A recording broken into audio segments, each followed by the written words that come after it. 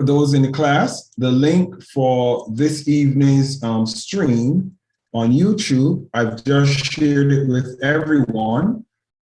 For those of you who want access to the link on YouTube, it is now made available inside of the chat. Somebody please share the links for me. Just share the links for me if somebody. Just 1 second.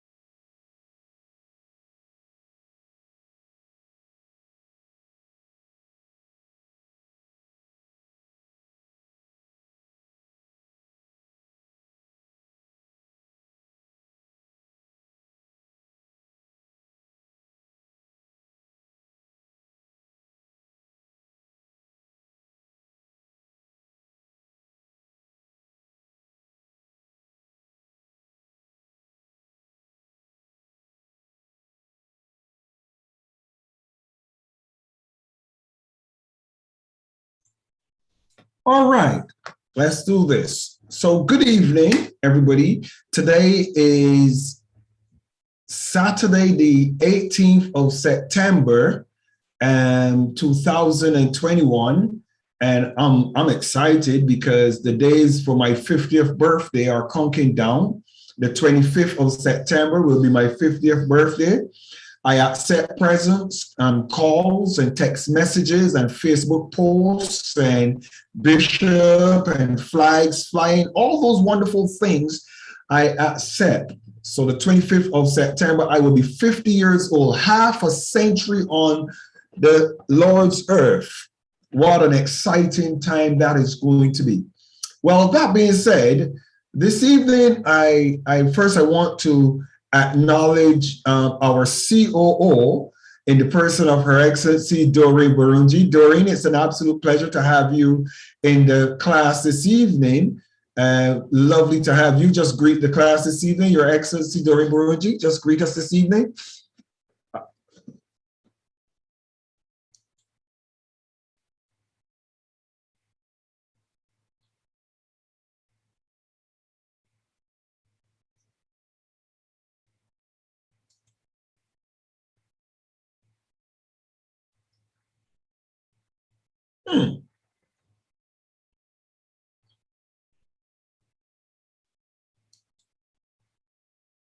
Your Excellency Doreen, are you able to? Okay, there you go. That's unmuted.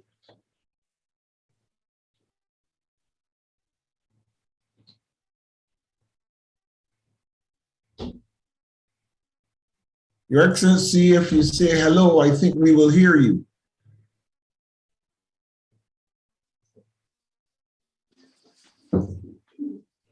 Good evening to you. Yes, Your Excellency, can you hear me? Yes, we are hearing you.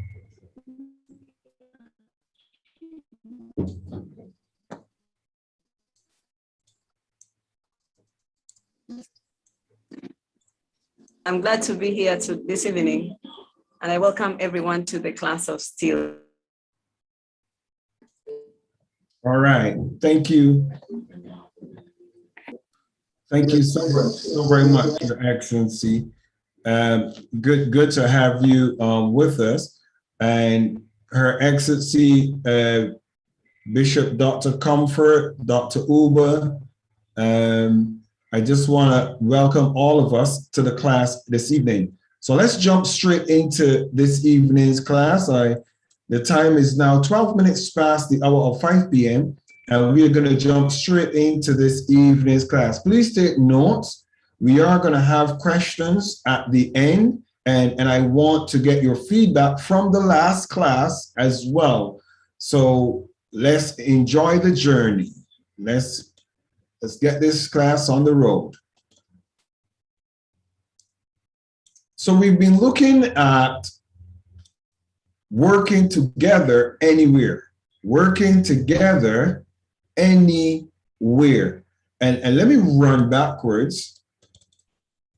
Let me run backwards to a little quick run through. And the concept and what we're looking at is operating across the globe. This is what we're focusing on. And everything that we do is geared toward us having this clear understanding of the dynamics of being able to operate globally. All right. So we looked at working effectively. We looked at traveling with time. We looked at the seven continents, North America, South America, Europe, Asia, Australia, Antarctica, and Africa. All right.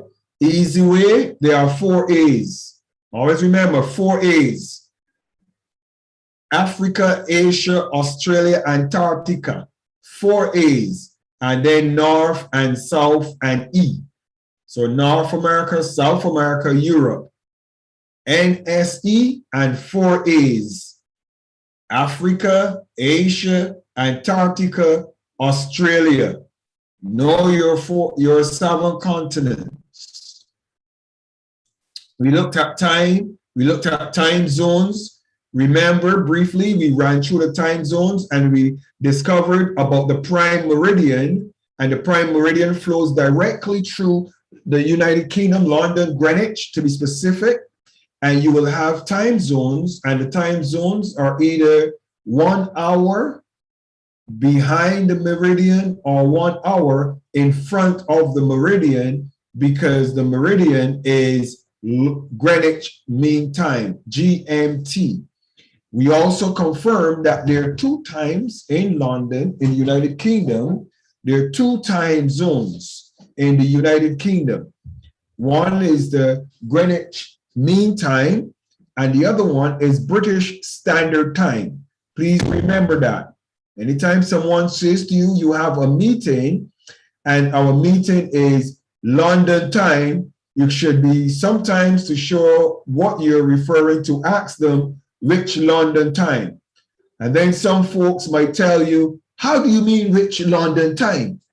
And he says, well, London and the UK operate by 2 time zones, British Standard Time and the Greenwich Mean Time. So which one is your meeting being scheduled on? And they will need to tell you if it's GMT or BST, all right? Equally, I want you to remember that the class of Steele, all of our meetings are British Standard Time, 5 p.m. That's 5 p.m. British Standard Time.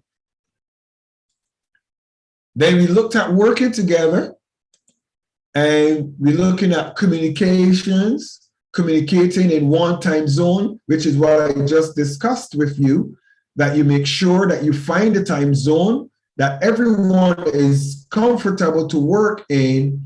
And when you set your times, this is the only time zone that you use. Everybody else looks at their time in relation to the time zone that you choose. Then we look at time zone abbreviations, and I tell you, if you would like to have a knowledge of the different time zone abbreviations and what they mean, you can look at timeanddate.com, that website.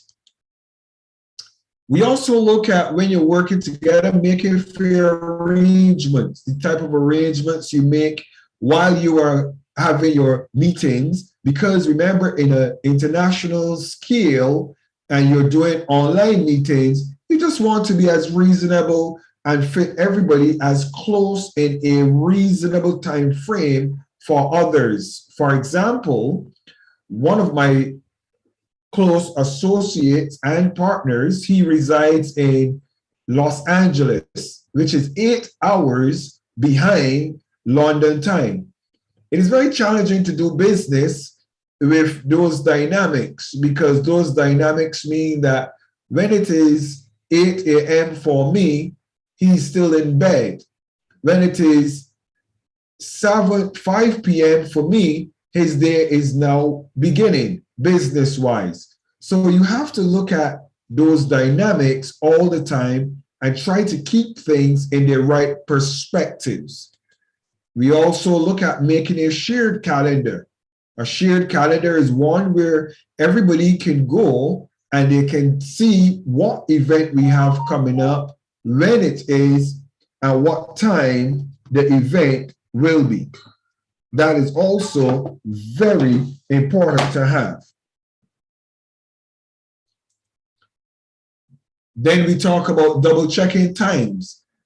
To make sure you have the right time zone, save these websites to make your checks: timezoneconverter.com, worldtimebuddy.com, worldtimezone.com, and timetemperature.com. These are very interesting sites for you to acquaint yourself with. When you're looking at becoming globally relevant, you want to acquaint yourself with a number of tools, a number of things, so that you are on par with what's going on around you, what's going on in other countries. What is the weather like? What is it like in some countries as compared to your country? For example, it's a funny thing, but some individuals who are not accustomed to global travel and they live in the UK all their lives and they decide they're going to Dubai for a holiday, it might be very, very cold in London. And if you are leaving in the winter time in London, please, the clothes that you wear for winter in London will not be very appropriate in Dubai. You'll be extremely uncomfortable. So you need to be clued up with the weather, clued up with when it's the rainy season. Sometimes you might be planning to go somewhere and it's their rainy season. For example, in Sierra Leone, I just returned from Sierra Leone and it was in their rainy season. And in the rainy season, it's not very attractive. As a matter of fact, the beaches are not even lovely to go to. There's so much moss on the beaches. Going to the beach is not an option. Thank God I was not on a vacation. I was on matters pertaining to the youth. So it put me in a position where I wasn't too worried about the beaches. But always remember to take a look at the weather in the country that you're visiting or the island that you're going to visit, so that you leave prepared. While on the note, as well, while on this particular point, I also want you to look at vaccinations, and I want you to look at what are the vaccinations you're going to need in some countries when you are traveling. Some countries have requirements. Right now, the COVID vaccination is starting to get on the headlines, It's not there yet. It's not mandatory for some countries. It's not mandatory, but I would like for you to always monitor these dynamics that are pertaining to your traveling. Be very clued up. Start to read about them. Some of you will say, Bishop, I don't have passport and I'm not ready to travel. It doesn't stop you from equipping yourself with the knowledge of what it's going to take for you to, be successful, so that when that time comes, you are ready. One thing also to be mindful of is most countries will not allow you if your passport has less than 6 months in it. I hope you know that. So please make sure that your passports as well are well updated and available for you to travel. Some of you that I've spoken to about traveling next year, please make sure that your passport does not expire in 2022, because next year is 2022. And you want to make sure that you are going to be able to travel when that time comes. All right? Visualize time zones. There are programs which allow you to see where everyone in your team is around the world and their time zones. Everytimezone.com. Everytimezone.com and timezone.io. Please make sure you remember that clearly. Timezone.io.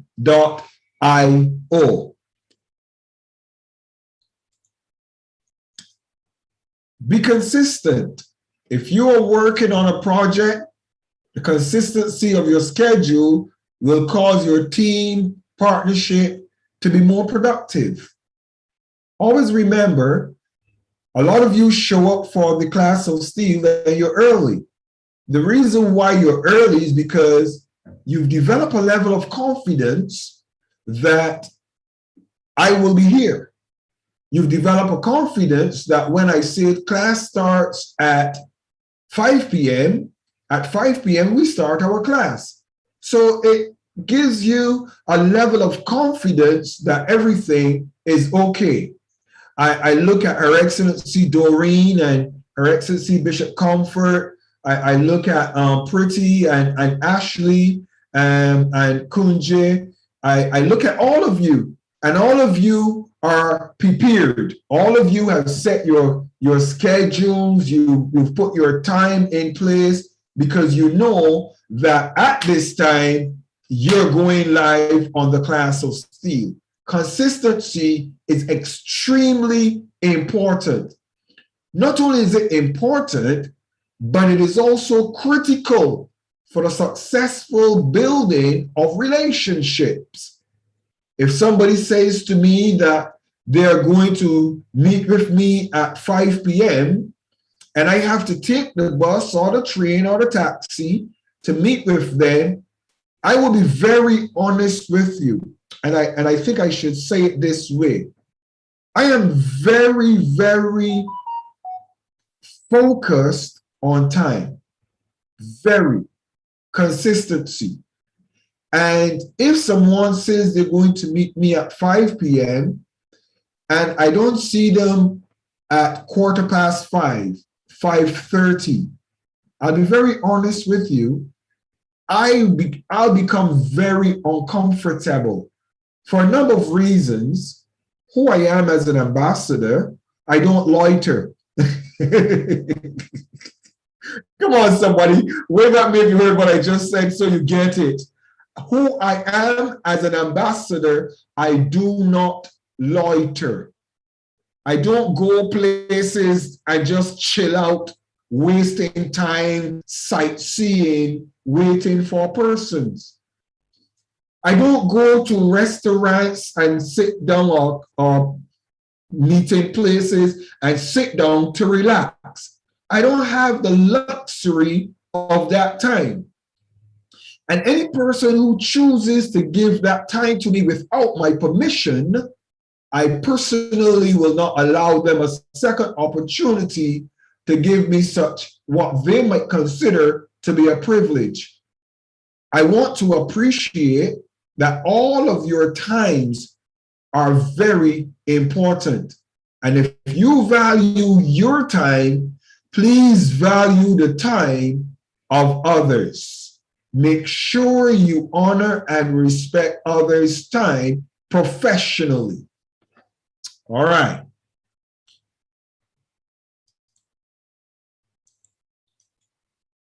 Be prepared. Having meeting minutes, notes, and other documents prepared and where possible presented prior to meetings. In so doing, everyone will start on the same page and you can maximize on the time schedule. When persons want to have a meeting with me, I always ask, what's on the agenda? Why do you want to meet with me? What's your purpose for meeting with me? What is your purpose for meeting with me? I want you to take this note carefully. Anytime anyone wants to meet with you, make sure you know why. As an ambassador, you don't want to waste your time. You don't want to show up with somebody asking you to do something that you're not prepared to do. You don't want to show up and somebody says to you, I want you to do this for me or with me, and you're not equipped. For example, we're going to have a business meeting. Dr. Steele, I would like to meet with you. Awesome. I'm available. What time? 2 p.m. I will want to meet with you 2 p.m. Awesome. That's good. I am available at 2 p.m. How long do you want me for? This is the first thing. How long do you want me for? 2 p.m. till 3 p.m., 1 hour is good time. Okay, 1 hour. So the first thing you need to know is, what time do you want me for? The second time, how long do you want me for? And the third point, what do you want to discuss that you can fit into that time frame? Are you with me? I want you to take these notes, because you are going to be stepping into an environment where you're going to be having to schedule and plan meetings, and you're going to have to apportion your time to individuals, and you're going to have to learn to do it professionally. Because when you recognize you're going to meet with me at 2 o'clock till 3, and then you have to meet with somebody else at 4 o'clock, you have to factor in the time to your next appointment. Are you with me? Because you don't want to be in an environment where you're building a relationship and you're looking good for one person, but you're making yourself look bad for someone else because you're going to show up late. Are you with me? So I want you to learn to manage a diary. How many of you have a diary with that? You can wave at me. You have a diary. Just wave at me. I can see. Wave at me or take a, I want you to have a diary. And in your diary, I want you to be able to qualify meetings and times. Oh, it's important. It is very critical. So when you ask, why are we meeting? Itemize why you're meeting. For example, how many of you know that if you're meeting with me to discuss business and afterwards I have a tennis match? Let's just use it this way. I'm going to play tennis after meeting with you.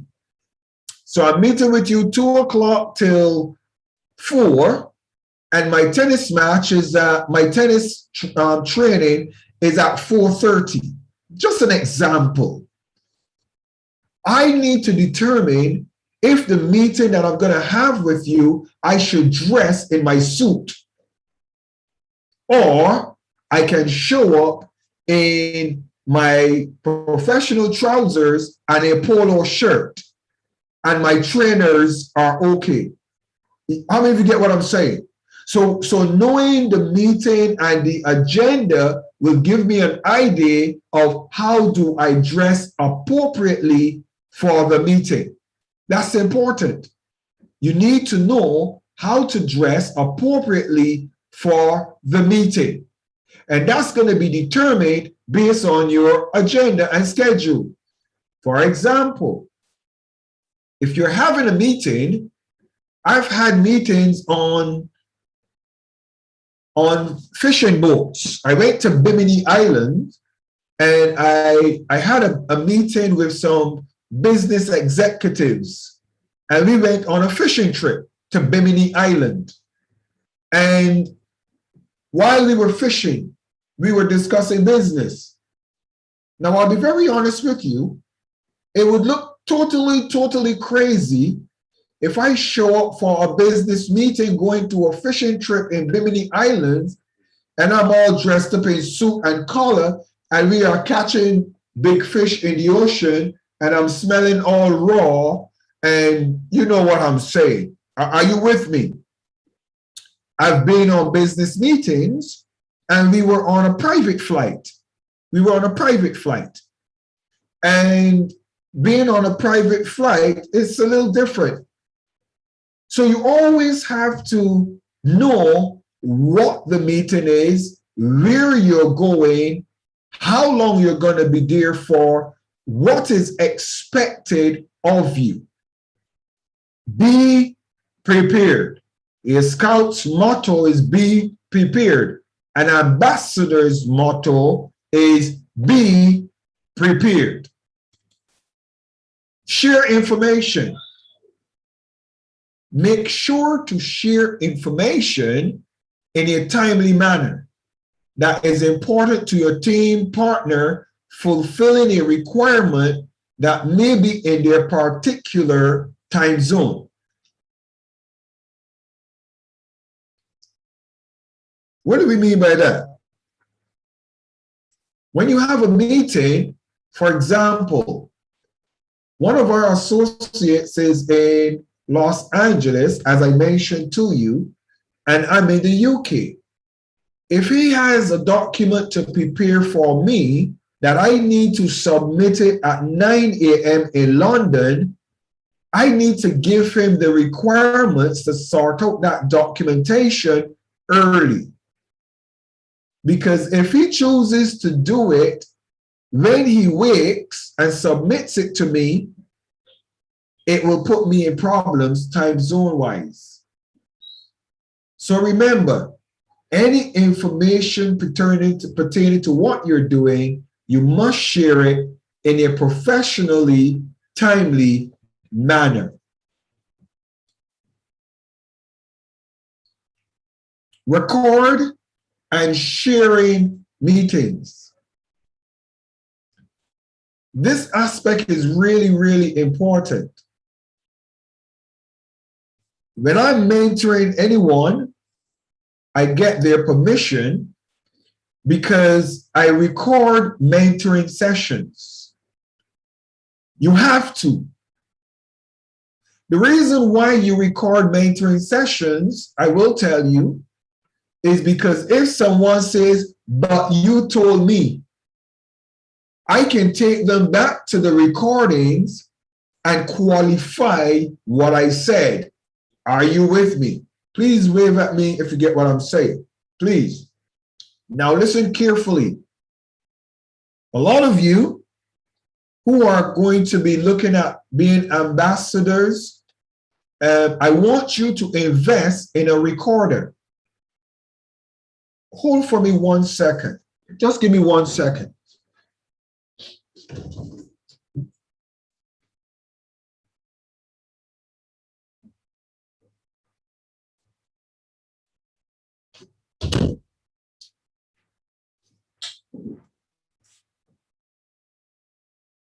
A professional recorder. There are many of them, okay? And I'm going to say this to every single ambassador. Have a recorder. It is important. Anytime you're going into any professional meetings, make sure that you ask permission first. You ask permission. Depending on the nature of the meeting, you ask permission. First, do not go into meetings and secretly record anyone. That is fraud. Are you hearing me? Please understand this. Do not go into meetings and record anyone without their permission. That is fraud. You will notice that sometimes in the class, when I'm doing mentoring, there are some classes that I do public.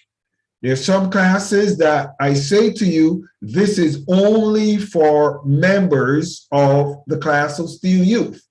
Do not record it. I do not want that information in the public domain. All of us have to learn to respect those protocols. All right? So when you're going into meetings, have a recorder and ask persons, sir, is it possible, are you comfortable for me to record this meeting? Let's look at Zoom. I use Zoom quite often. Let me give you some information about Zoom for your own understanding. There's a free aspect of Zoom, and I don't use free software. I'm not one of those persons. The reason is because I will tell you, free software has limitations that they will not tell you. And sometimes those limitations can be embarrassing. So what you want to do is invest at the appointed time, invest in a subscription platform on Zoom. Don't let someone see you as a professional and then after 25 or 45 minutes, your meeting cuts off without any kind of permission. And the persons that you engage in that meeting are so high profile that they don't have the time to tolerate, oh, let me try to reconnect with you again. So be professional. If you know that your Zoom is only for 45 minutes, structure your meetings for 30 minutes. Do you hear me? Make sure that if your Zoom is a free Zoom and it is a 45-minute one, structure all of your meetings for 30 minutes and do not go past that time. Be professional. Answer questions, make comments, give responses within that time frame. All right? Let's look at Easy Talk, Microsoft Teams. All of those programs do the same thing. When you're looking at doing meetings, you need to look at some of the dynamics. Is it a meeting with one person? Is it a meeting with 5 persons? Is it a meeting with 20 persons? Is it a meeting with 100 persons? When you are looking at these platforms, always remember, look and choose what you need. Pay for what you need. Because some packages might be extravagant and you might never use them. So pay for what you need so you maximize on cost, but have a subscription package. It will serve you very good in the long run. Why am I consistent with the class of Steele?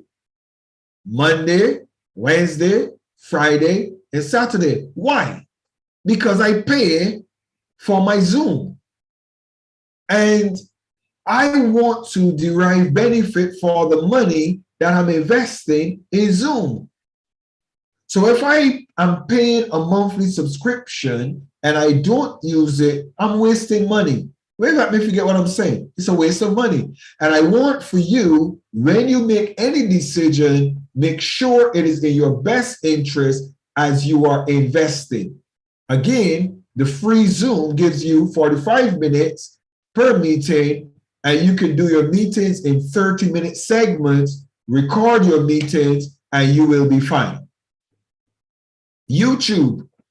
Why do I use YouTube? I use YouTube specifically because it gives us the opportunity to have all of our videos publicly available for the ones we want to be public. It makes it easy for you to share them on your platforms, makes it easy to cooperate with other platforms because of the YouTube platform, YouTube and Vimeo. There are the same video platforms. So it's very good. Facebook is very good for social interaction, sharing the videos and letting individuals know this is what we're doing, here is how it works. Let me ask a question. How many of you believe that the class of Steele and what we're doing is good for the nations? Just wave. I can see you, though you can't see me. Just wave if you agree. Or say, if you agree that this is good. All right.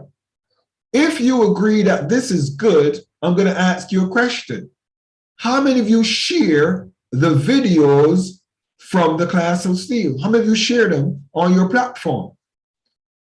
How many of you share them on YouTube, on LinkedIn, on your Facebook? How many of you share the videos and invite people to see them? How many of you? Well, this is what I want you to do.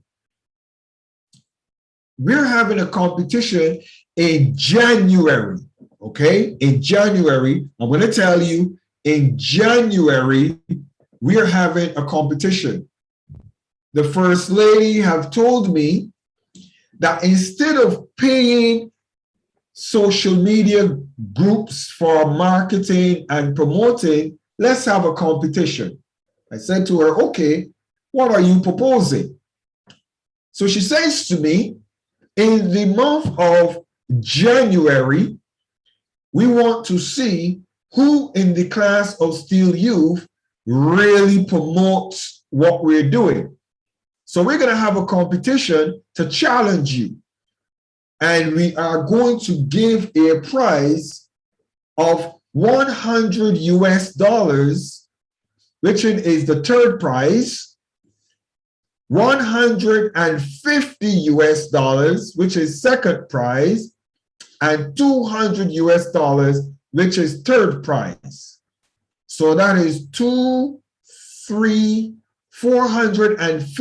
US that we're going to invest in the class of Steele Youth. Why are we doing it? Just for the person who will get the most video likes or shares that we can recognize on the platform. So we're going to challenge you in January to sign up, register, and if you want to be a part of the competition, you're free to do it. There's no cost for you to register, none. Doesn't cost you anything. There's no charge. What is it? We just want to see who has the capacity to promote us the most on LinkedIn, promote us the most on Instagram, promote us the most on YouTube, and promote us the most on Facebook. So if you don't have any of those accounts with you, you need to register. Now, what is the value of this competition, you would ask me?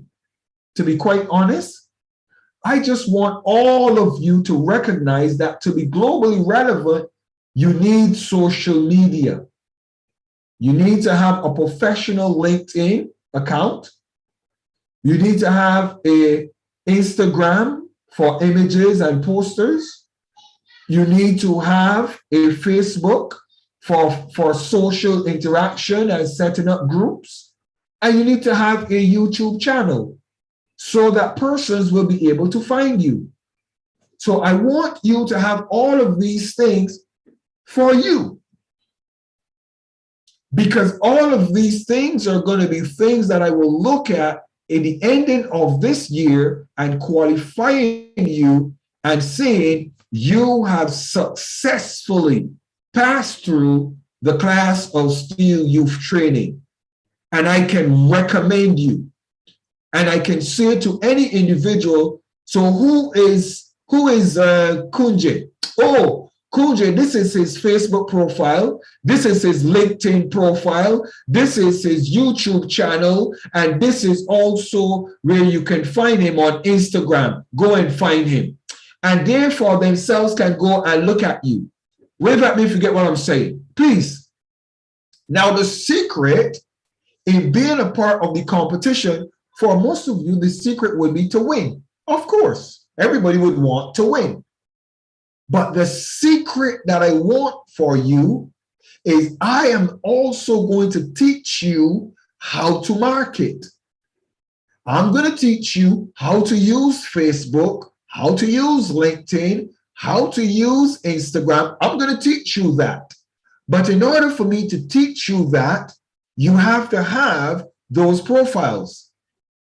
So I want you to register all of those profiles if you do not have them. They are very important for global relevance. LinkedIn is very good professionally because you will be able to upload your CV. You will be able to get recommendations from individuals and organizations who know you.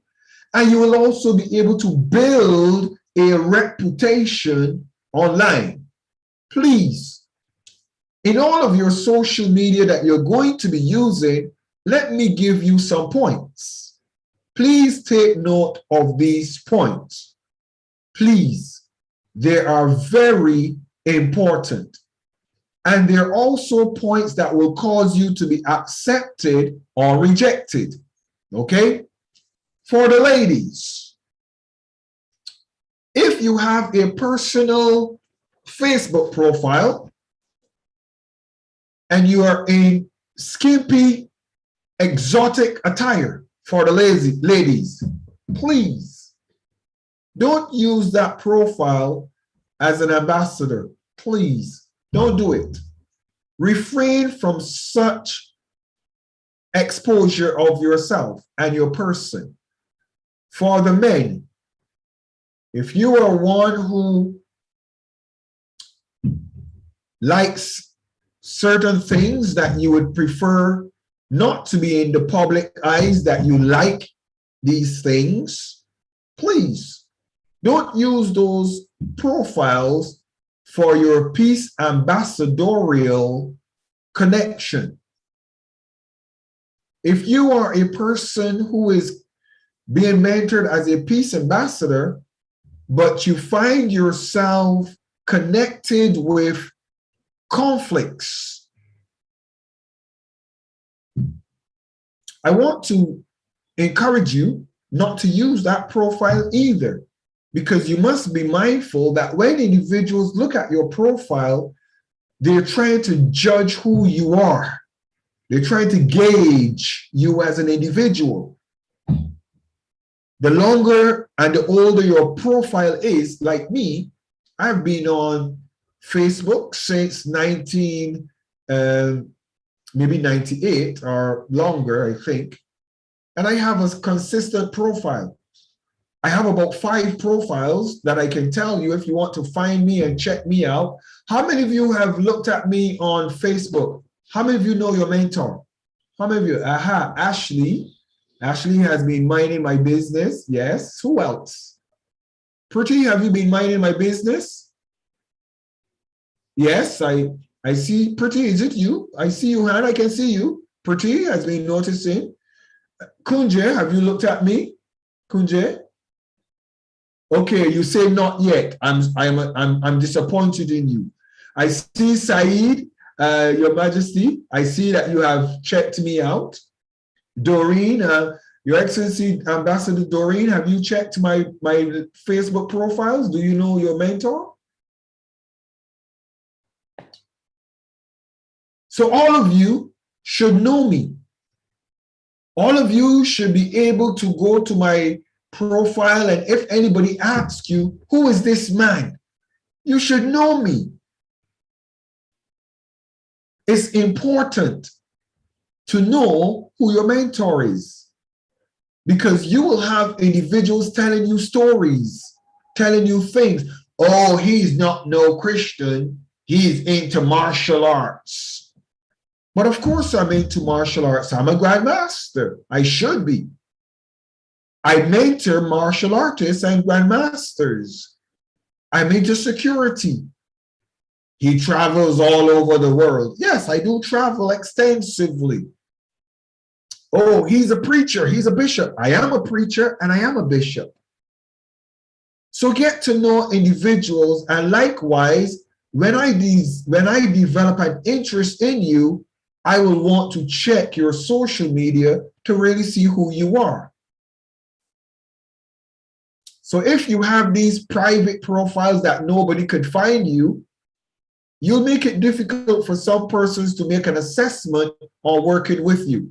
So again, your social media is important, because global relevance means you are a total stranger in another country.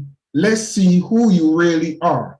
Your family, your friends, what you promote, what you like. All of this adds value to who you are and the decision-making process in working with you. So let's go on. Apart from the procedures and tools, the most important thing to embrace and keep in mind when working with others in different time zones are respect, empathy, inclusion. Respect. Let's look at respect. Respect is really important. And sometimes our religion or our political affiliation causes us indirectly to disrespect others. I want you to hear this. As a matter of fact, let me just stop the recording there so that you can see me for this one. Let me just stop the recording there. So we want to be in a position where respect is really critical. Respect of the person's culture, respect of the person's religion, respect of the person's time, respect of the person's sexual preference. That one will make a lot of you look at me very strange. But if you walk into an office and a person's sexual preference is different than yours, it's none of your business as an ambassador. Wave at me if you heard what I just said, because I did not stutter or stammer. I was very, very clear in what I'm trying to say. A person's sexual preference is none of your business. When you do business with an individual, you're doing business with a person's office. Office meaning this is the CEO, this is the financial controller, this is the governor, this is the president, this is the ambassador, this is whoever that person is. That's who you are working with. That's who you are building a relationship with. It is none of your business how many times that person prays a day.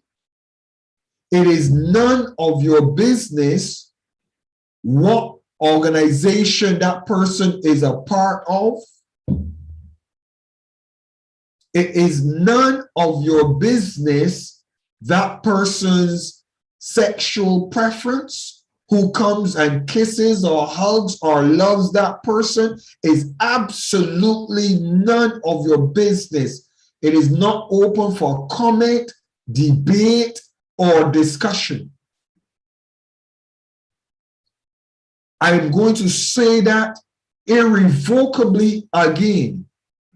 If any of you in the class of Steele that shows up on any event that we have, and you voice or express a negative opinion or expression to any person that is a part of any entourage, I want you to be very mindful.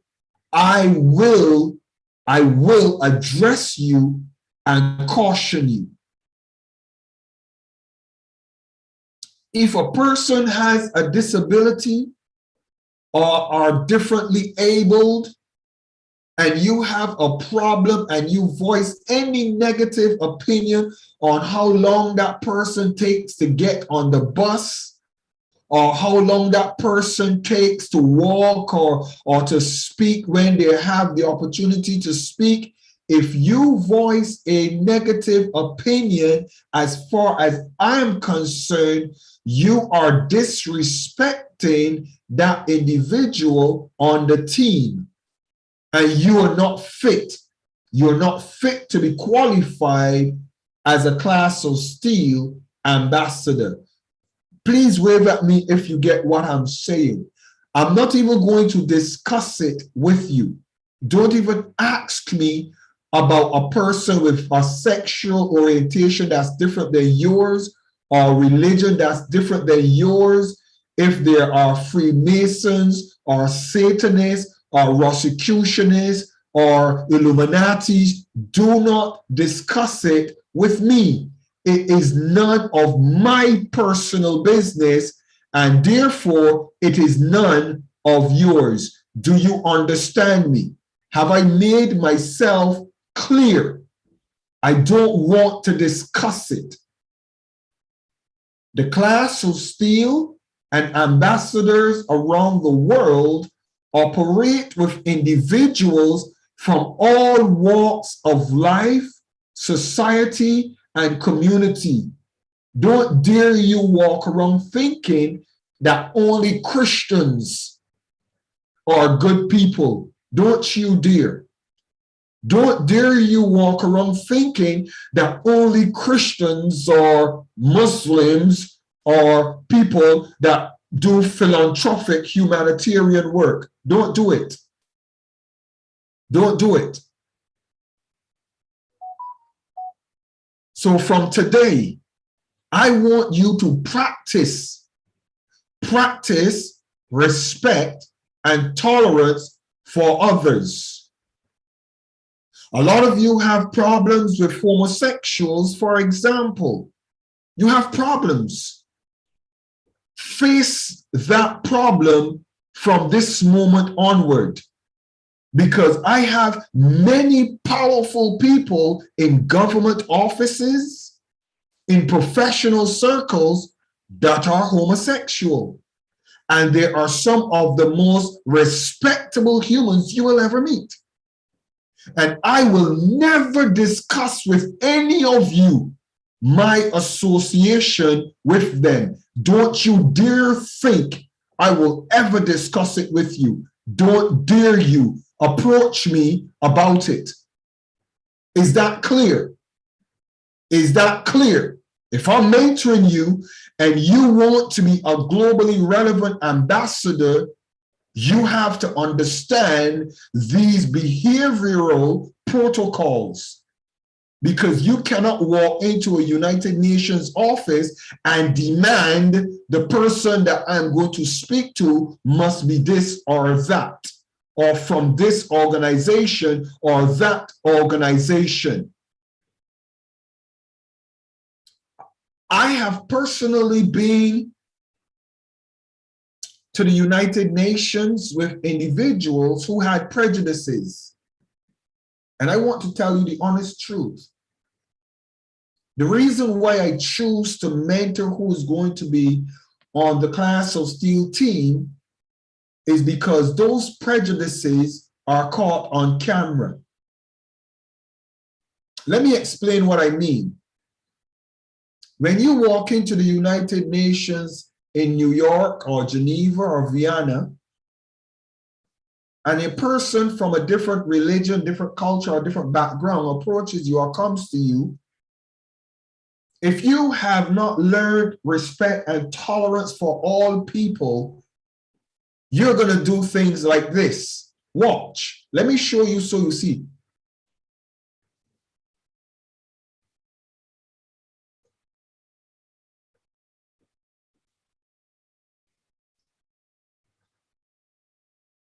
You're laughing, but it's not funny.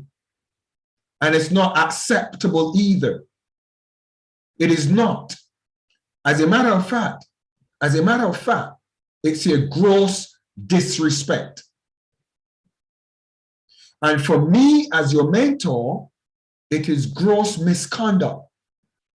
Do you understand me? Wave at me if you understand what I'm saying to you. It is gross misconduct. Your personal preferences, you must learn as an ambassador to wear your personal preferences close to your heart and private. Don't make it public. Don't discuss it with me. Deal with it yourself. Don't come and ask me, hey, but that person belongs to the Freemasons. How could you work with them?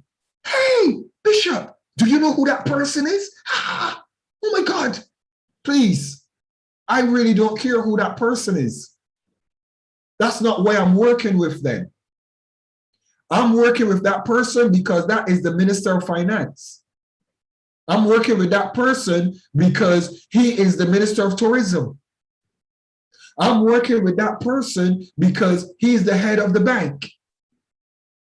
I'm working with that person because that's the pilot that's flying the plane.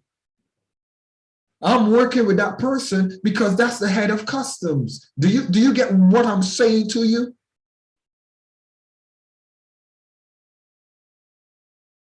So I want you from today, start dealing with your personal prejudices. Start facing them head on. It's important for you if you want to be globally relevant. Because one of the prejudices that you might have might be the person that needs to sign the check for you. Or the person that needs to okay your appointment. Please, are you with me? Wave at me if you get what I'm saying. Get rid of all of your negative prejudices. Get rid of them. Start from now. I don't want to discuss them. I'm not interested to talk about you or hear your opinions about it. I'm not interested. I'm interested in telling you, get rid of your personal prejudices, deal with them yourself. Because they're not going to help you to be successful globally. They will not. Let me also qualify it with a story for you. My own personal prejudice, when I started the journey, and I was an advisor to Scotland Yard, the Metropolitan Police. And I sat on the committee for the independent advisory group that is made up of persons from all communities. Picture me, Pentecostal preacher, filled with the Holy Ghost. Just want to sit with the righteous. Like a lot of us. And I'm seated right next to individuals from different persuasions and backgrounds and lifestyles. The only thing that made us on common ground is our intelligence, our wisdom, and our ability to add value to the discussion at hand. All of you, even those that are differently abled, those who are in wheelchairs, the reason why you're allowed to be a part of the class of Steele is it doesn't mess with this, your brain, your thinking.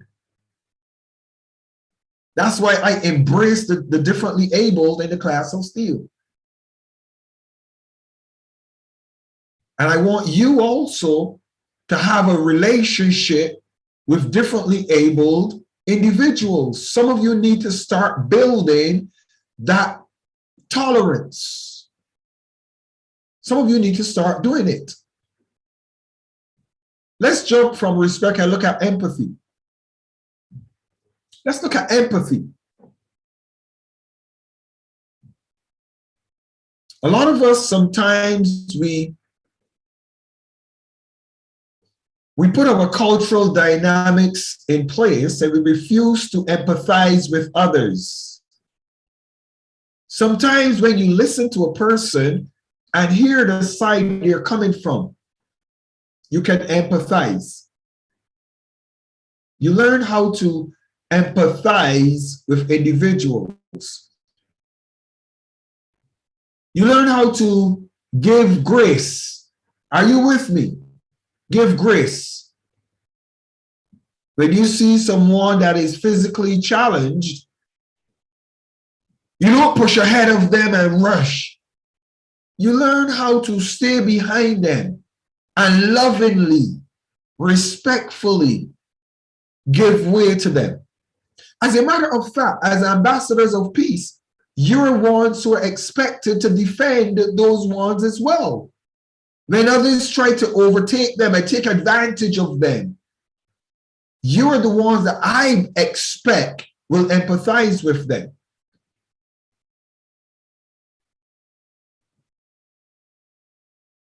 And based on everything that we shared, inclusion. Be inclusive. No man is an island. No person can do it all by themselves. Nobody. We need to be inclusive. Inclusive in our policies, in our organizations, be inclusive in our policies, inclusive in our promotion. When you're promoting something, are you inclusive? That's also very important, to be inclusive. Don't find it easy to exclude others. The person that you exclude might be one of the most important persons that can take you to the next level of where you want to go. Ashley's 16 years old. And I'm so proud of Ashley. Every time I see this young lady, I'm proud of her. She's taking notes. She's focused. She's prepared. But she's 16. And I had no plan on including anyone at her age. But because of empathy, because of respect for the youth, we did what? Include her. She's welcome. Look for reasons to be inclusive. Don't look for reasons to tell people they're not welcome. As an ambassador, you're a peacemaker. And when you learn the gift and the ability of working with all types of individuals from all different backgrounds, there is a glow that comes on you. There's a glow. There's a presence that whenever people meet you, they are comfortable. Do you get what I'm saying to you? Please wave at me if you get what I'm saying. Whenever anybody meets you, they are comfortable. Everybody is comfortable with you. Every person. Why is that? It is because you are respectful of individuals. It is because you're empathetic. You exercise empathy. And it is because you are inclusive. You include others. You give others an opportunity. You give others the chance to make a difference. I want all of you to evaluate your organizations, all of you, every one of you, every one of you. Evaluate your organization. Where can you improve? Evaluate your personal life. Where can I show more respect? Where can I be more tolerant?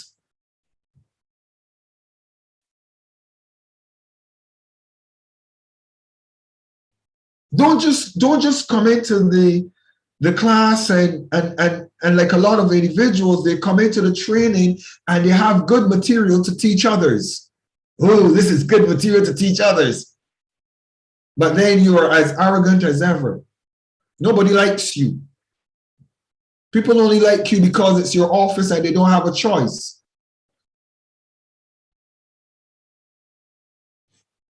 You don't have no kind of empathy.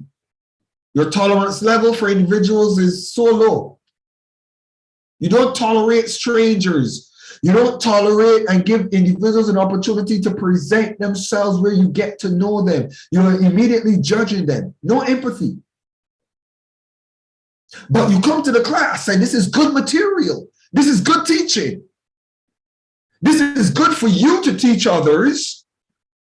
It is good for you to share with others, but it is not good for you to have implemented in your own life.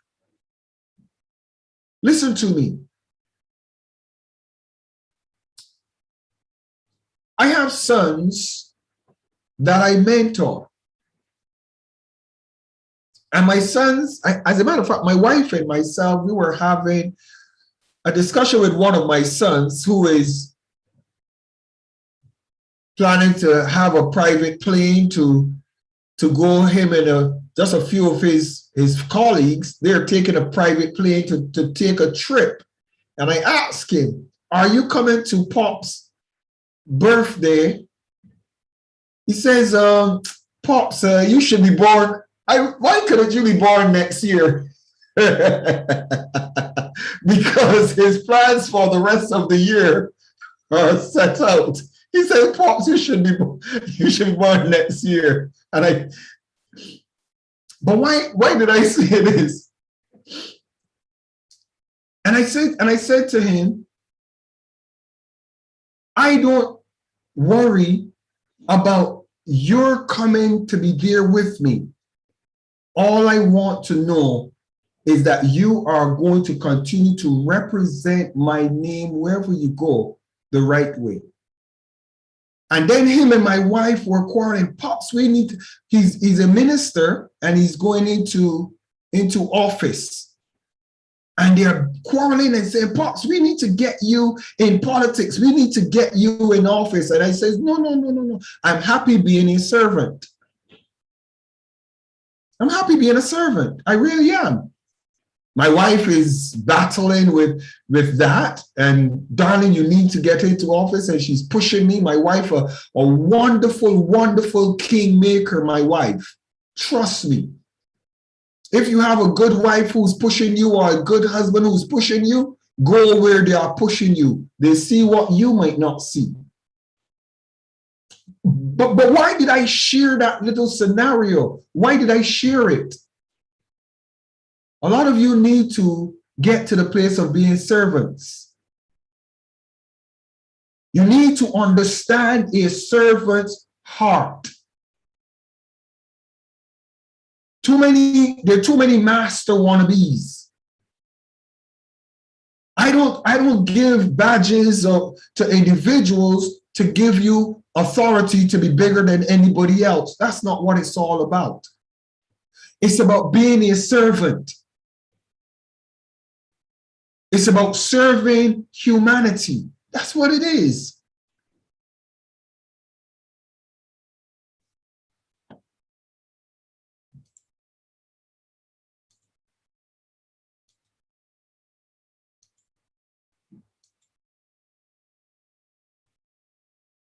So we're going to close,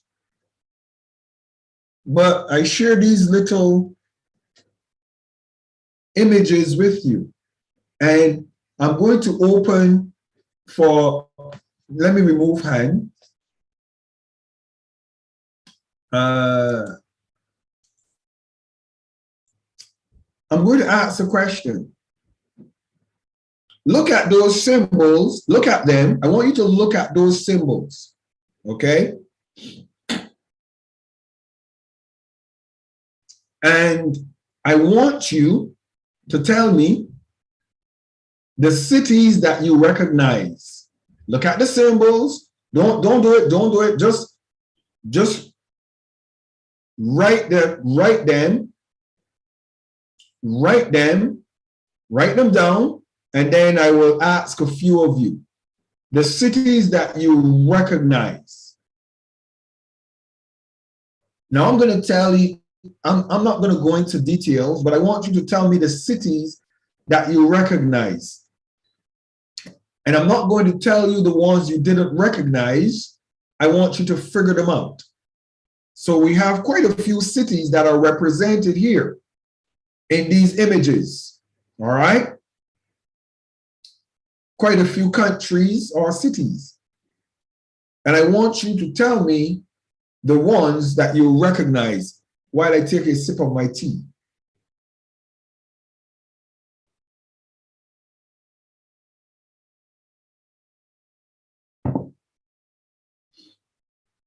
Don't worry about the Kunje, put your hand down. Put down your hand. Don't put up your hands. I'll tell you when I need you. Keep your hands down. There are 30 of you. Keep your hands down. Behave yourself. I want you to just tell me that. I just want to look at those cities and tell me what you recognize. But here's the reason why I want this as a challenge, okay? I want you to Google cities of the world, okay? Cities of the world. And I want you to look and recognize and identify key images in those cities that identify those cities. Why do I want you to do this? I want you to start to stimulate yourself to recognize the beauty of travel is the experiences you will have with architecture and design and culture, all right?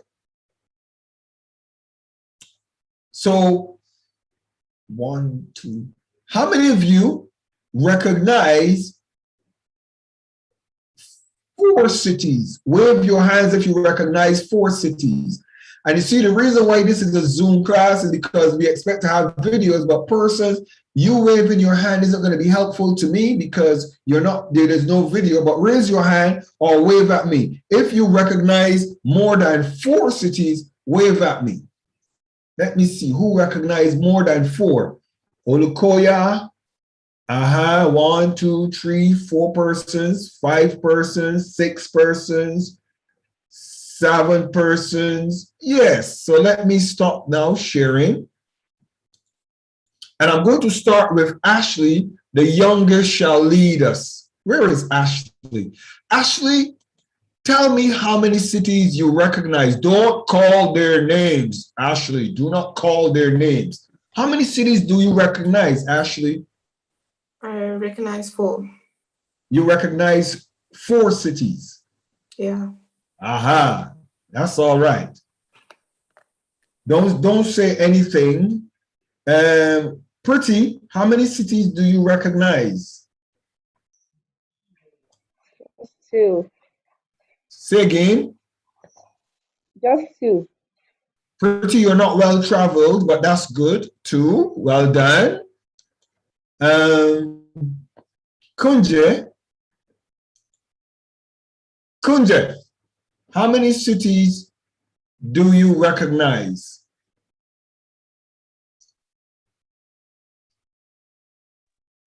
Well, it's Rio de Janeiro and...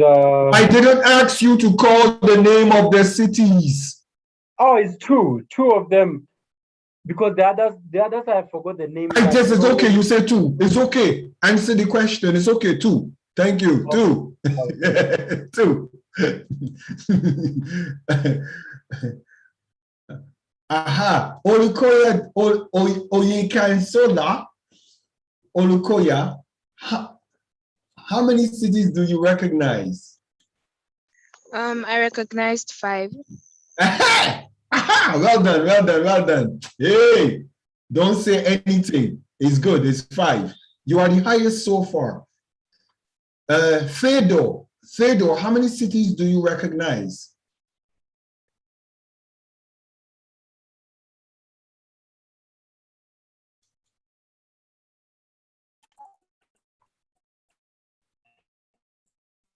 Go ahead, Theodore, we can hear you.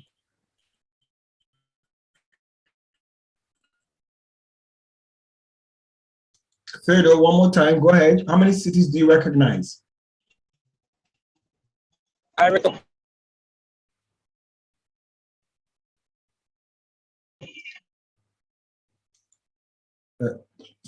Theodore, say. Okay, Theodore, put how many cities you recognize in the chat, please. I'll see it. Put it in the chat. Louis, how many cities do you recognize?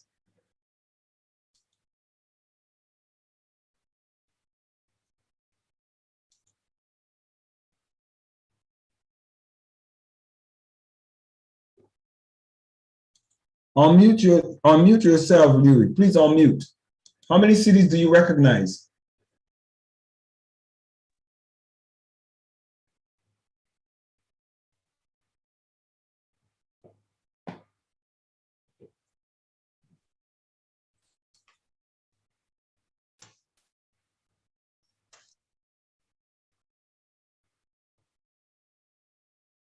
Okay, Louis, we are having challenges getting to you. Please put how many you recognize in the chat, please. On Charles Kufor. Charles, how many cities do you recognize, please?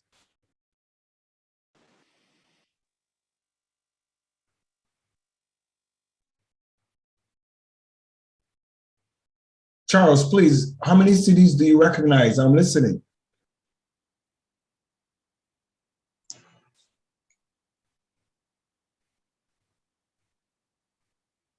Okay, we're not getting Charles either. Okay, David Olukoya. David, how many cities do you recognize? You're like your sister. David, you are going to be like your sister because you're going to say 5. I recognize like 7 cities. 7. Don't share with your sister. David, don't tell your sister the other 2, please. Okay. Don't tell her the other 2. Okay. Who else? Ruth Gordon. How many cities do you recognize? I recognize 5. 5. Well done. Yes. So far we have David, that is the leader. Let me see. Your Majesty, you've been to so many cities around the world. Your Majesty, how many cities do you recognize? Me? Yes. 7. You recognize 7. Well done, Your It's Majesty. 7.5.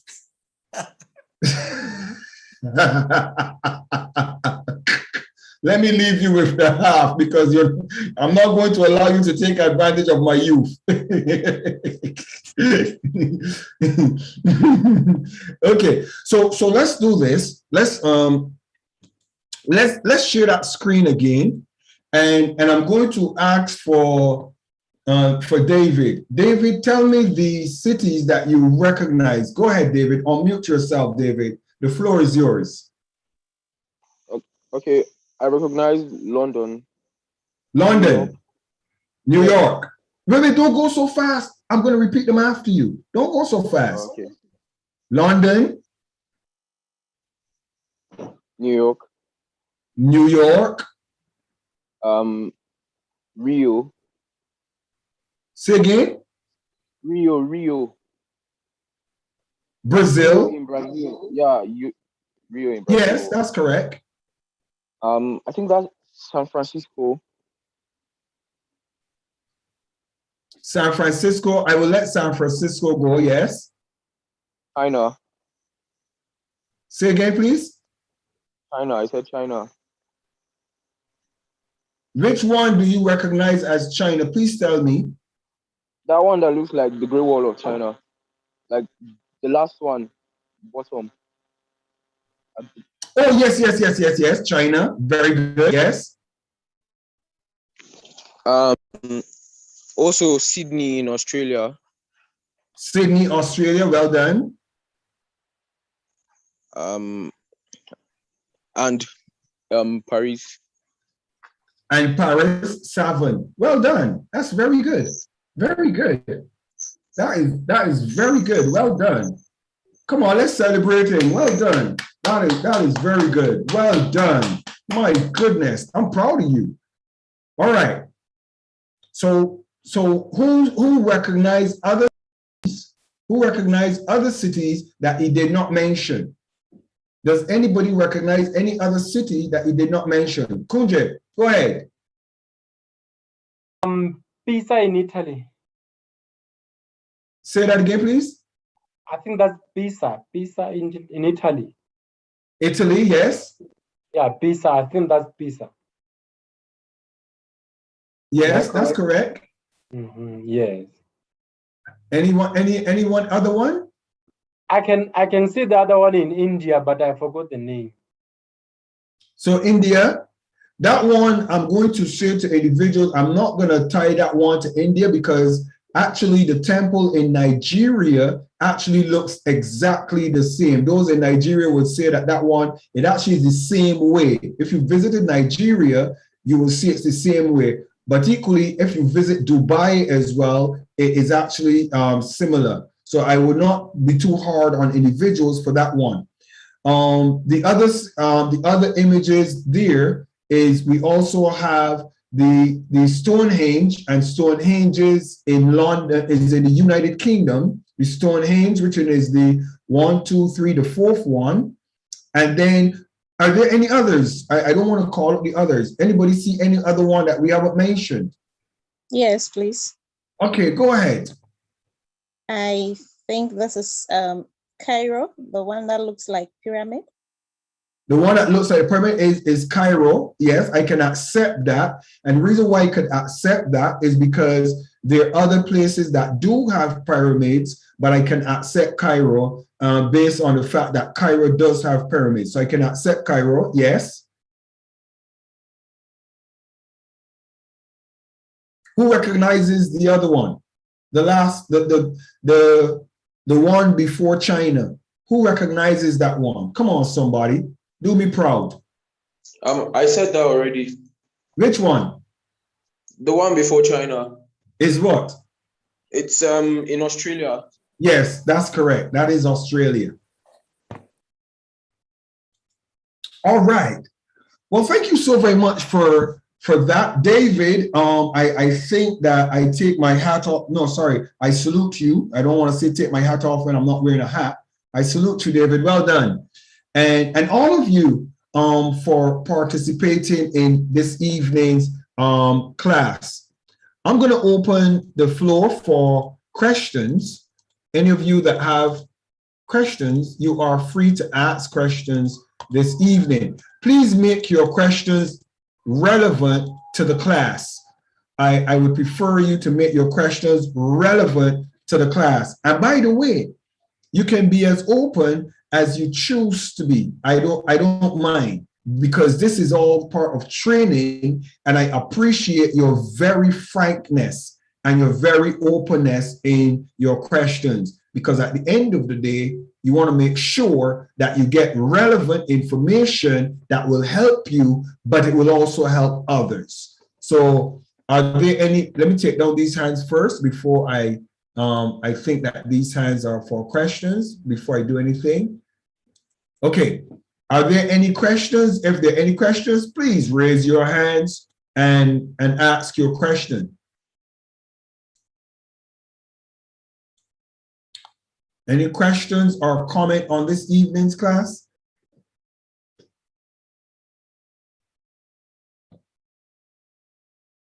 Let me see. So let me kind of look at.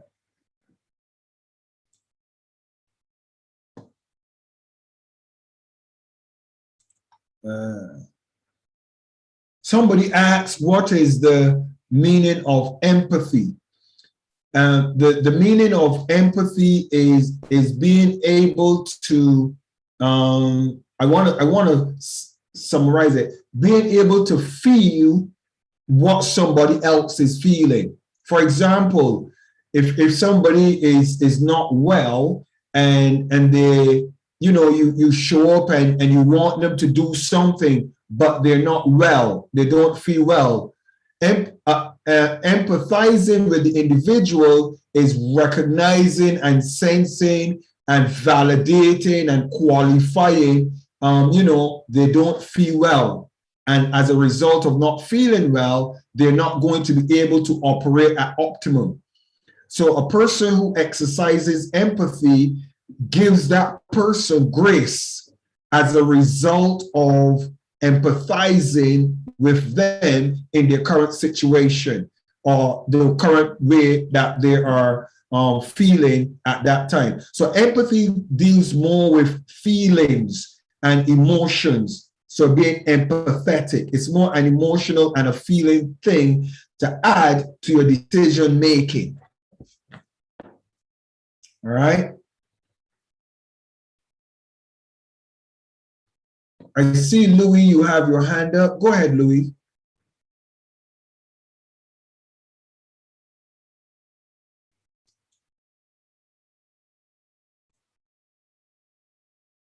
Louis, can you unmute yourself, please?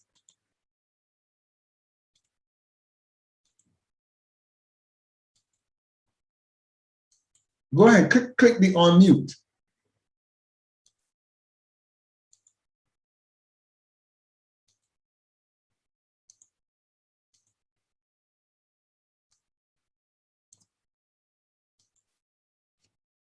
Come on, Louis, I'm waiting for you. I'm waiting for you to unmute. What's happening?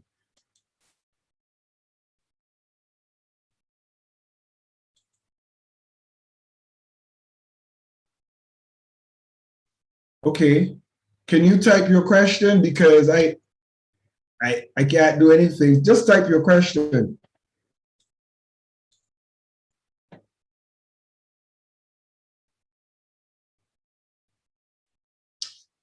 And Ashley said empathy is important because it helps us understand how others are feeling so we can respond appropriately to a situation. Ashley, give me an example of using empathy, please. Ashley, give me an example of it. I know what it is, but give me an example of using empathy.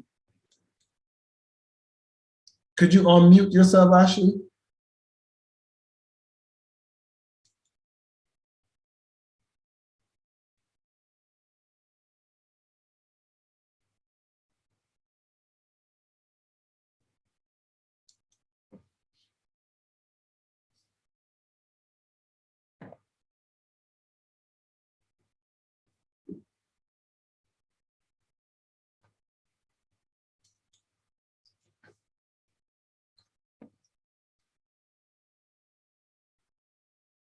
All right, guys, it seems like there's a bit of difficulty with individuals getting unmuted this evening.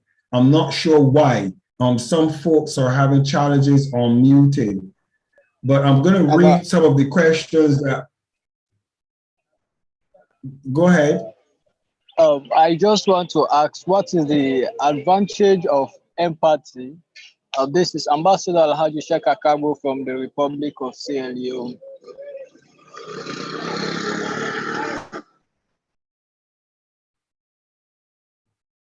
The advantages of exercising empathy,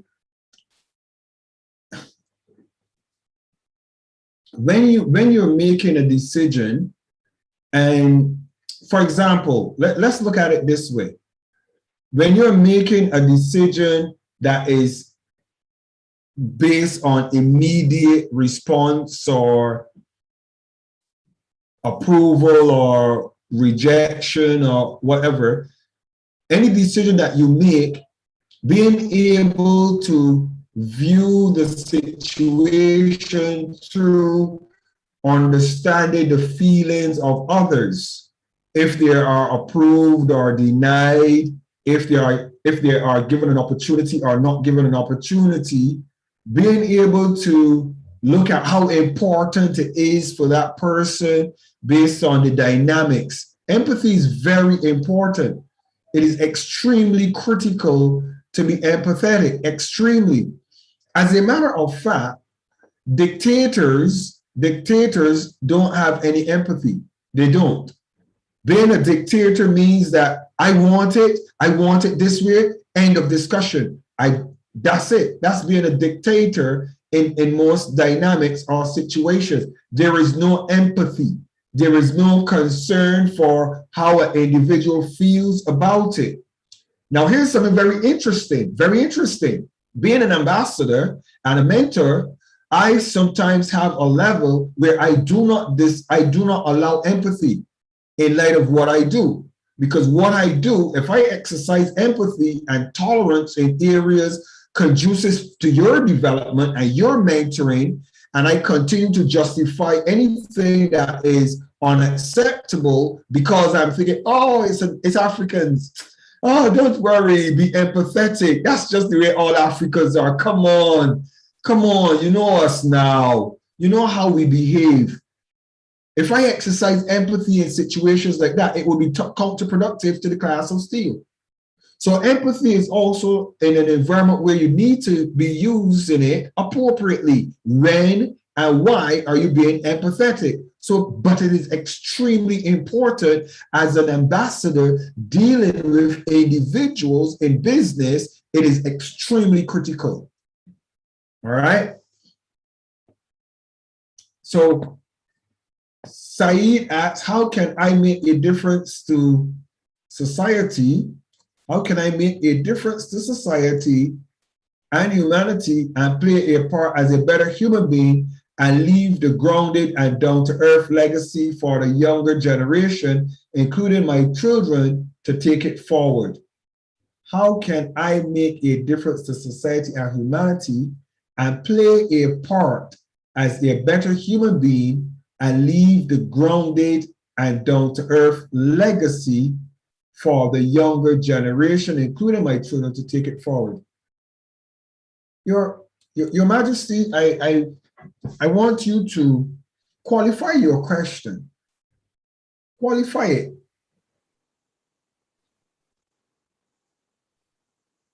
Yeah, Ambassador.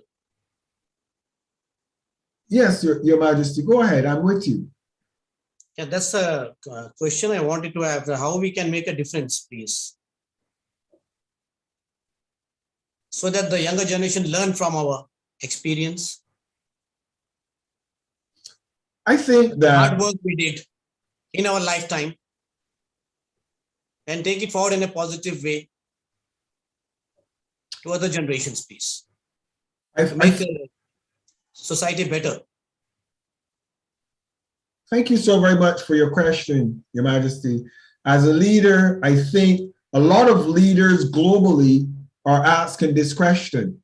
As a matter of fact, that's why we have the class of Steele, because a lot of your leaders want to know, how can we do it? What is it that you need from us? I think, Your Majesty, what is very important, one, is your presence in forums like this. Hear what is happening. Hear what is happening with the youth and see how you can play a part as a leader. Can you set up a forum? Can you set up a conference and invite leaders from around the world and sponsor them? Can you get sponsors for youth from around Africa and around the regions to come and sit down and network with each other? Because one of the things that does is it creates an opportunity for youth to integrate. It also creates an opportunity for them to meet each other. Interestingly, the United Nations does that. When we go to the United Nations and we have meetings with youth from all around the world, the purpose of bringing all of these youth together is so they can meet as friends. Right now, a lot of ambassadors and very powerful leaders that are my personal friends in leadership are because I met them at the United Nations for the first time. I've never met them before, but when we met at the United Nations, we became friends. And we started communicating. and I invited them to my country, Barbados, and they visited Barbados. They invited me to Switzerland. They invited me to Holland. They have invited me to Dubai. They've invited me to different parts of the world. I've been to Vina del Mar. I've been to Trinidad, to Jamaica. And all of these are as a result of relationships and friendships. So when leaders like yourself give opportunities to your youth to have these type of engagements and dialogues, you help them. You give them an opportunity to engage. But also, when you give your youth, you choose 5 or 10 youth and decide, I'm going to invest in you as ambassadors. I'm going to allow you to travel to events. I'm going to allow you to go and do courses and training. I'm going to sponsor you. Because what are you doing? You are creating an environment for them to get information that most of them can't afford to do themselves. A lot of these individuals in the class of Steele, the reason why we're sponsoring them is because they can't sponsor themselves. But not being able to sponsor yourself does not mean you should be disqualified from having an opportunity. And I think that a lot of leaders like yourself, if you want to leave a legacy, I think you need to start looking at putting your money in the young people, putting your money in them, investing in them, giving them opportunities to do it, giving them opportunity to host events, and letting them do it, watching them, get the benefit from them doing it, sponsor it. This is what leaders need to do. I hope that that answers your question, because ultimately as well, you will also empower other leaders to follow your lead. Dubai, for example, I'm very pleased to be working with Dubai and the United Arab Emirates. I'm very pleased. The reason is because they recognize that the youth are the generation that need to be focused on right now. Africa focuses on its African kings and leaders immediately. They're not interested in investing in the youth. They think investing in the youth is a waste of time, and that's a fact. They do think that way. The youth don't get to meet them. They can't engage them. It's a frustration. If I had to decide that I want to go to Sierra Leone and ask some minister to sponsor 10 youth from Sierra Leone, the headaches and the frustration and the talk and the what are you doing it for? Why are you doing it? And how are you going? All of the frustrations they're going to put you through to try to invest in their own youth when they have a budget for the youth development. They have a budget. But they would rather bring these people from other parts of the world and build a community center. But the youth can't engage it. So they spend the millions in buildings and they never invest in educating and empowering and equipping the youth. They don't. Somebody sent me a flyer for something in Africa where they want to give some monies to the youth. They don't even know what it is the project is. I says, what are they going to be doing? What is the project? They don't know. So I think for you wanting to leave a legacy, speaking to all leaders through you, I think that leaders need to start investing in the youth. I think they need to start investing in programs that are going to benefit the youth, that are genuine. Not one events. Going to a conference is not going to benefit the youth. One conference? No, it's not. One conference is not going to do it. You need constant mentoring, constant support, constant help, constant opportunities, different dynamics. It's a work. It's a tedious work. The other thing I think is that as leaders, You need to recognize that a lot of the youth are tired of being used as guinea pigs for grants and funding. They're tired. They're tired of being called to meetings and gatherings and all of the youth come together. And then you put grants and proposals in and you get a big lump sum of money and then you forget about the youth. It happens. The youth are tired of this. I am tired of it as a leader and a mentor. I am. And I'm not going to allow any person to take advantage by the grace of God of any of the youth in the class of Steele. If we're going on a trip and any person is going to get sponsored to do the trip, they will go on the trip and their sponsorship will be covered and the trip will happen. And if the trip does not happen, we will refund people their monies. I hate individuals and organize. I'm sorry, my wife would say hate is a very strong word. I abhor organizations that take persons' monies to put individuals in at conferences and events, then they don't happen, and then individuals are at a loss. Please respond, if you may, in your thinking and what do you intend to implement, Your Majesty. I'm putting you on the spot publicly.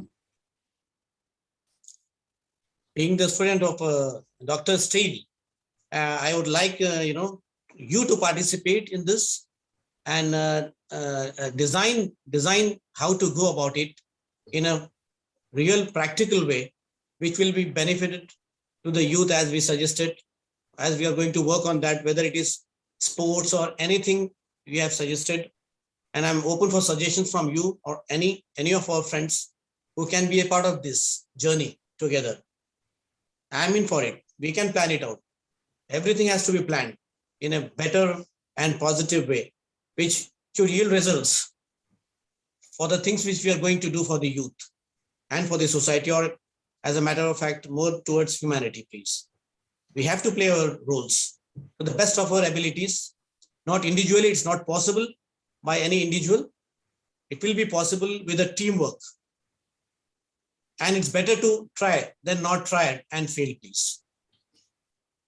Thank you so very much. And I appreciate you in the class, and as we go forward in the days and the weeks, as we put things in place, we will look at what we're going to do, how we're going to do it, and we will have it implemented.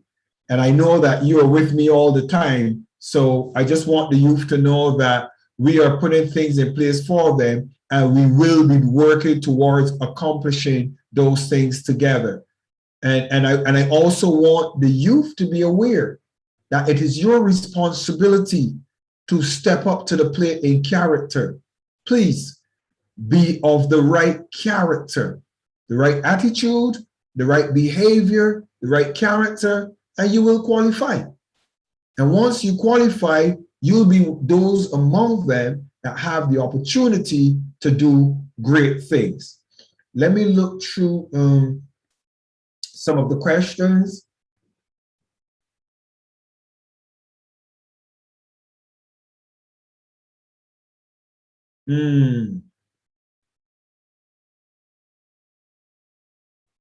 Okay.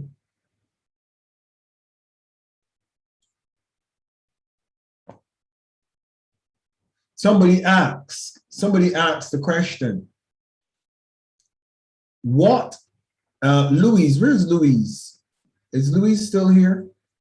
Is Louise still here? There was a Louise that asked her, where is he? Okay. The question that was asked by Louise is, what social benefits that students on this platform stand to achieve apart from acquiring knowledge in these series of classes? I'm going to ask that question again. He asked the question, what social benefits that students on this platform stand to achieve? Let me ask a question. I'll answer that question by asking a question. What is the benefit of you changing your attitude, changing your behavior, and knowing how to approach leaders? What is the benefit to you? What is the benefit to you to have an opportunity to be a part of an initiative that have global youth that are represented? What is the benefit to you? I cannot tell you what the benefit is to you. I cannot tell you what you're going to benefit from sitting on the mentoring. I cannot. Let me ask a question. Ashley is the youngest. Ashley, can you unmute yourself, Ashley? Ashley, can you get unmuted? Okay. Ashley, I'm going to pick on you because when someone tries to diplomatically ask me a question, I prefer to let a child answer them with wisdom. Ashley, what are you going to benefit from being in this group? What benefit is it to you that you see, Ashley? Please tell us. Well, what I've benefited from this group is knowledge, integrity and global relevance and stuff like that. And I'd also see opportunities for me to do better. And obviously, since you guys, like your excellencies, are like global leaders and stuff, I could make an impression and also get far in life by doing things like that. So yeah. Do you think it is worth it, Ashley, to sit through my teaching and my talking and my culture? Do you think it is worth it, the benefits that you are going to derive from it? Yes, I do think it's worth it. Okay. So do you think, Ashley, that any reasonable thinking person should really ask me, what is the benefit of me teaching them for free 52 weeks a year that I'm teaching for free? Do you think it is a reasonable question to ask me? No, I don't think it's a reasonable question to ask. Oh, bless you. Come on, somebody wave at. Celebrate her for me. Celebrate Ashley for me. Ashley, thank you so very much for answering me and delivering me at such a time as this, because I didn't have a clue what to ask somebody, what to answer when somebody is going to try to figure out what are the benefits of doing this. You're just going to get knowledge. What is the benefit of knowledge? Ashley, thank you so very much for your wisdom. And again, remember, Ashley, we are sponsoring you to go to the United Nations, the first trip that we have. We're sponsoring you. You are on my list. Remember that. I will not change my mind. Remember that. Thank you so very much. Are there any other questions? Let me look. Let me look and see through the questions.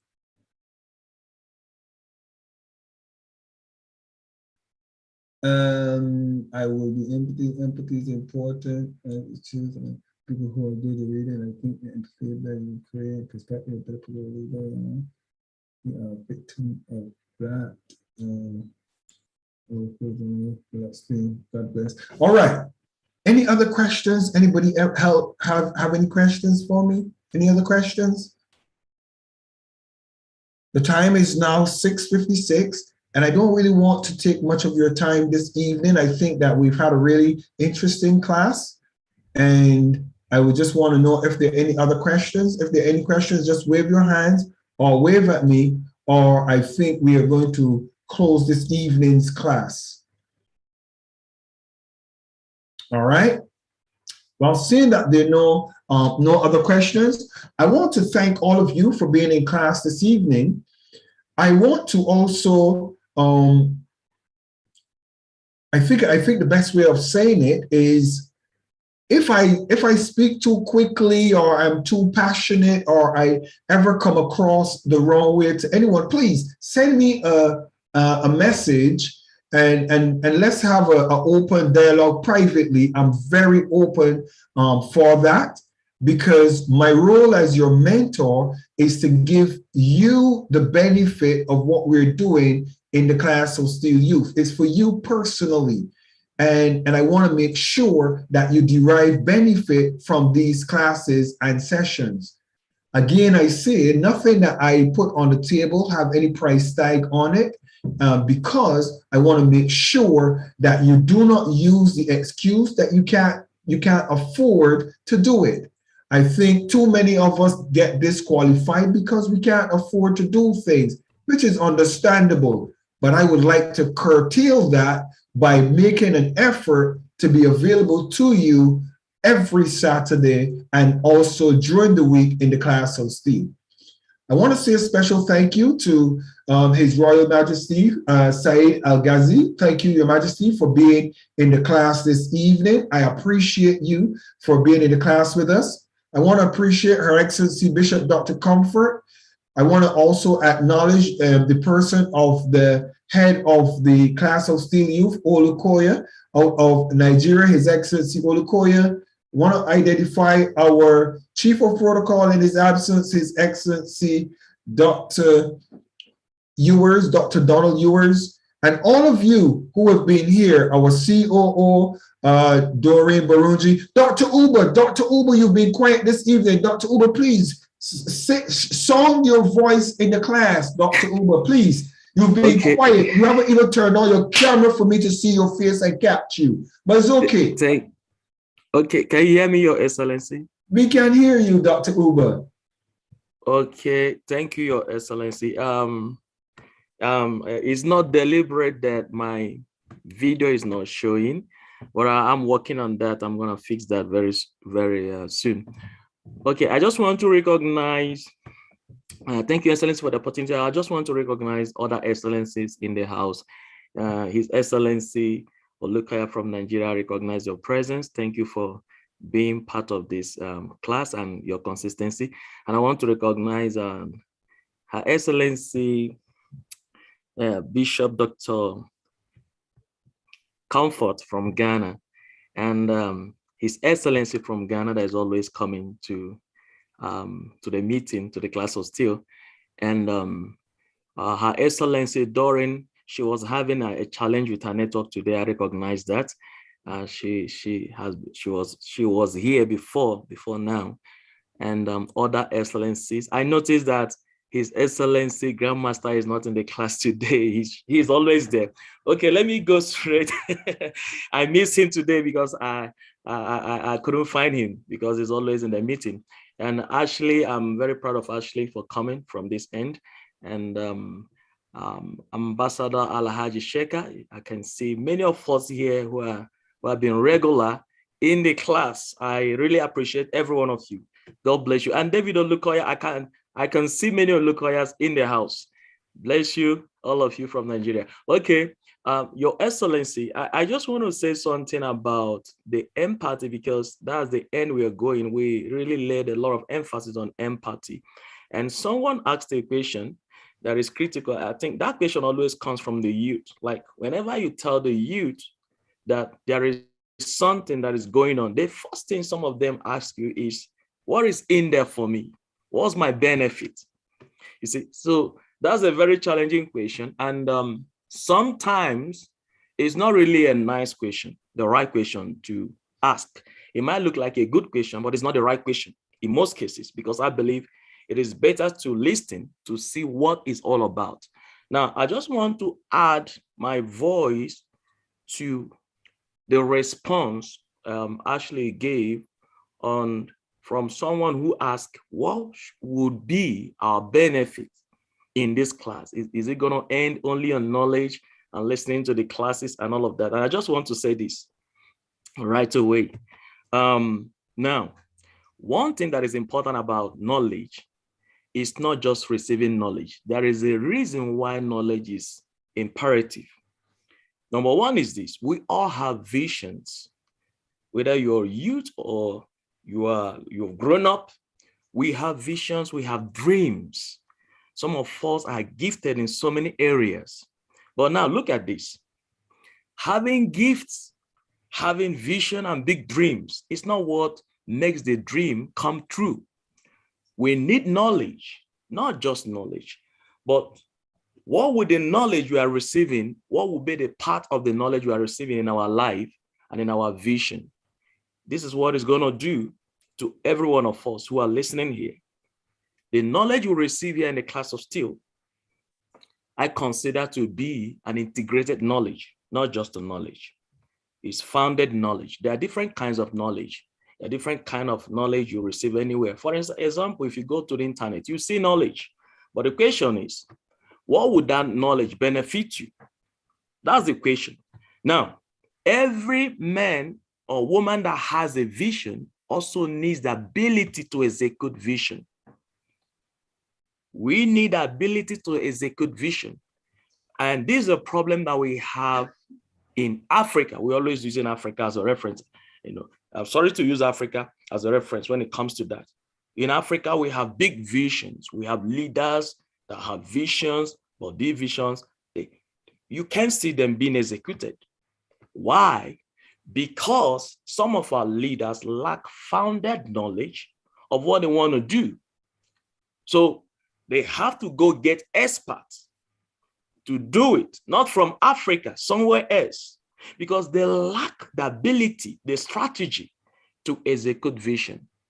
So for the person that asked this question, one of the things I'm going to tell you tonight is that the knowledge in the class of Steele is one knowledge that will help you to execute your dreams, to execute that your vision.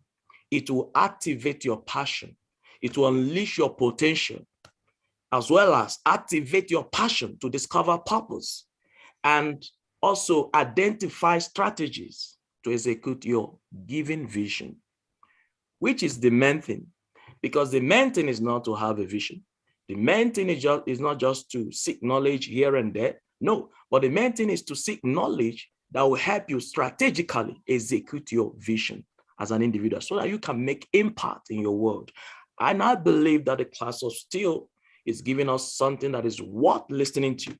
For me personally, I'm very happy to be here, not just happy. I mean, I love this class and I love the knowledge that we are all sharing in this class. And I want to appreciate His Excellency, Dr. Steele, for crafting this opportunity for every youth out there to tap into these strategies to enhance leadership in Africa. That's a very good job. Time spent, time, energy spent, and all of that, it cannot be taken for granted. So that's just what I want to say. Thank you. Thank you, Your Excellency. Thank you so very much for your submission, Dr. Uba. Dr. Uba is based in South Africa, and he's responsible for the youth in that region, and also pioneering what we are going to be doing in that region. So here's one thing, and I know we're closing, we're going to close, but one thing to remember, a lot of time the leaders, they have a project, and what they do is they get 2 or 3 people to come together. That's all. I say, let's do a project with the youth, okay? And they say, let's do this, let's do that, let's do the next, let's do the third. And they never met with the youth. They don't have the youth on board with them. They don't have a team. And when the project is funded, then they are trying to find the youth who will agree to their terms, who will agree to what they say, who will agree to what they want to do. And it never happens. What's different with the class of Steele? I'm looking to take youth to the United Nations. So what do? I make those youth. That's the secret. I make the youth that I want to take to the United Nations. I want to take youth from all over Africa to the United Nations. How do I do it? I make you guys. I call you, I mentor you, I qualify you, I build a relationship with you. When I get to the United Nations, me and the First Lady, and I see Ashley, Ashley is like my daughter. I'm going to be so fussy seeing Ashley. I know Ashley. When I see Pretty, she's not a stranger. When I see Ambassador Ahija, when I see Uba Lunji, when I see all of you, you're not strangers to me. We're family. Come on, wave at me if you get what I'm saying, please. If you get what I'm saying. All of you, I know what you look like. I see you with my own eyes. That's what I want. And when I says we're going to Dubai and or we're going to some country and one or two of you can't afford it, and I can speak to the others and say, oh, could we put together a little donation and help to get to, ABC to go with us, because ABC was in the class all the time and we would like her to be there. Can we help her? And everybody will say, of course. And then we would, do you get what I'm saying? We're building a family, so that when we do things as a family, as a team. And that's what governments don't want to do. They don't want to invest in that. I hope that you get benefit from what I just shared, because I'm going to be taking a lot of you guys to China and all different parts of the world. And trust me, when we plan a trip, we're going to have so many youth that are going to go on the trip that are not even in the class of Steele. Okay, I see Reverend, who's that person? Reverend Anos. Reverend Anos, go quickly. I know my wife is looking at me behind the scenes and saying, you say you're going to close. Come on. So please go quickly. Go on. Okay. Thank you for the privilege, Bishop. Please, Your Excellency, please, can you hear me? Yes, we can hear you. Say your name and which country you're from, please. Okay. Please, my name is Reverend Amwenu Alex. I'm from Ghana, and I want to give this short testimony since the class started. First of all, I'd like to appreciate you for the time privilege giving me to bring out this testimony, and greetings to all of you. Since I think last 3 weeks, I had a call whilst we were discussing some things on video chat. Then somebody called me for a video conference lesson, which I was to do with a student. Now, to cut everything short, I want to say that we started with integrity, and now this empathy, this topic, integrity started coming. People started trusting me with some things after following certain steps I acquired during the classes. After practicing certain things of them, I started gaining people trust than previously. Now with this one too, it's like I'm dealing with these video conferences, and I see that I'm giving some knowledge to people that I haven't met them before. They are outside my country. And with this, we have this privilege of exchanging knowledge through this. And mostly at the end of the class, they will just send me some private message that, oh, we thank you for the ideas you have been bringing on board and others. And so in short, I would like to say a very big thank you and God bless you for such an idea to bring out the youth together in order to refresh us of the old things that you used to practice. In fact, bringing your ideas of whatever you have learned previously to us, this generation, in order to impart the next generation. I salute you, sir, for all the great things you are doing, and God richly bless you all for the ideas you are coming. And also to my colleagues, whatever that they are teaching us, I will ask you to put it to work. It really works. It might look like it is not working, but outside everything is perfect. So thank you, sir, for the privilege once again given. I really appreciate it. Thank you, sir. Thank you so very much. Come on, let's celebrate him. Let's congratulate him, celebrate him. But apart from celebrating you and congratulating you, I want to tell you that a whole lot more doors are going to open in Ghana for you, Reverend Anyonu, Alex. And I also want to tell you that we're watching you.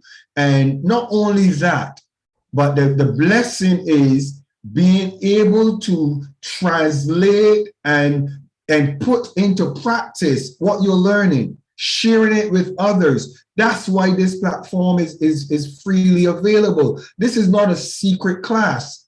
This is a class for all the youth of Africa. This is a class for all of you to gain the wisdom, gain the knowledge, and use it. Use it if you want to teach classes. Use it if you want to share. Use it. Even if you don't call my name, I'm not interested in my name being called in the midst of it. Just utilize what we're giving to you, and it will serve you well. It will cause you to be respected. It will cause individuals to look at you differently than your normal country folk. And it will also cause doors to open for you and opportunities. While you're on the videos as well, people will see you and people will know who you are. And people will say, hey, I like that young man.